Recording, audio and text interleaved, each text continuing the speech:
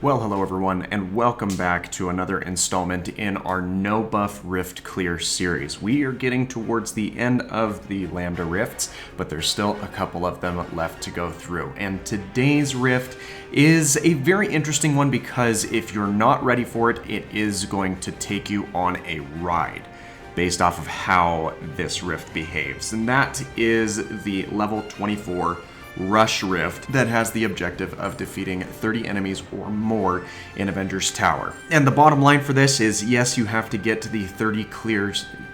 Yes, you have to get the 30 enemies taken down to get to the initial clear, but you practically need to double that kill count in order to get the full 3 stars for this Rift, as the full clear is offered at defeating 55 enemies. And it is very doable.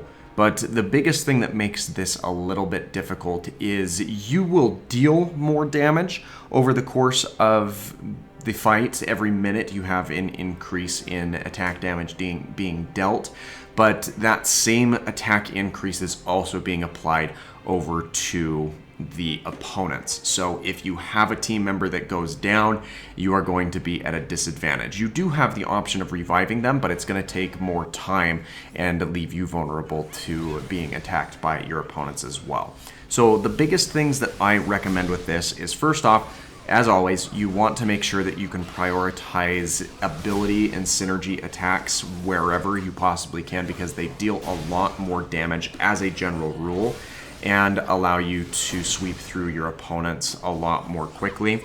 The other thing that you really need to keep your eye on is you want to watch your teammates down in the bottom left-hand corner. If any of their health or even energy points get down too low, it may be best to switch over to them and collect one of the replenishments that's dropped by an opponent that you have dropped down. And you will see that later on in this round of combat in a particular instance that I had to do that with Hulk, where Hulk was on the border of going down and I had to manually walk him over and replenish some of his energy or health. Now that's not as big of a deal in other versions of this challenge where you can access the Alliance enhancements, where you can have additional methods of regaining your character health. However, because I'm doing this in a no buff type environment, I don't have the luxury of adding in those masteries. So we've just got to be a lot more divisive and decisive about how we go about doing this.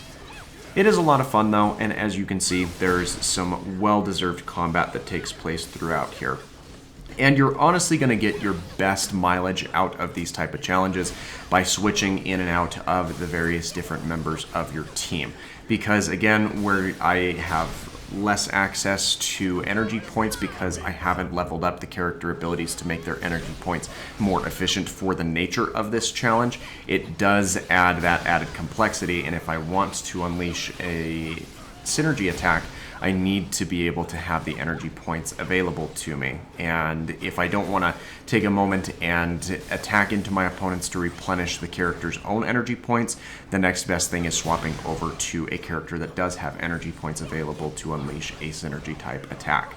And as you can see, we do have a couple of moments that are a little bit scarier, but it, all things considered, goes fairly well.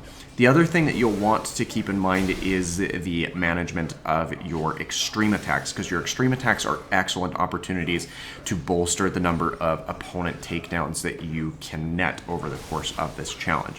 This challenge in particular, where it takes place in the living room of the Avengers Tower, isn't the craziest of all of them that I've seen, mainly due to the fact that the area is fairly concise and it is longer than it is wide, but you still have the option of being able to track down your opponents wherever it is that they end up and detonating your extreme attacks, especially attacks that have large area of effects such as Black Panther and Psylocke, really helps in ironing out the damage that you are capable of dealing to your opponents. In larger or more circular type arenas, I recommend detonating the extreme attacks in a bit of staggered locations. You're not just stacking all of your team members together in one centralized spot, and that will further increase the amount of takedowns that you are able to benefit from over the course of this fight. But those are the biggest tips that I have for this particular rift. And again, you should have an easier time with this unless you are offering some sort of similar limitation that I have been with the nature of this series. But that's going to do it for today's video. If you enjoyed, make sure that you leave a like. Don't forget to subscribe for the daily variety content. And I thank you for your time and hope you have a fantastic rest of your day. Take care, everyone.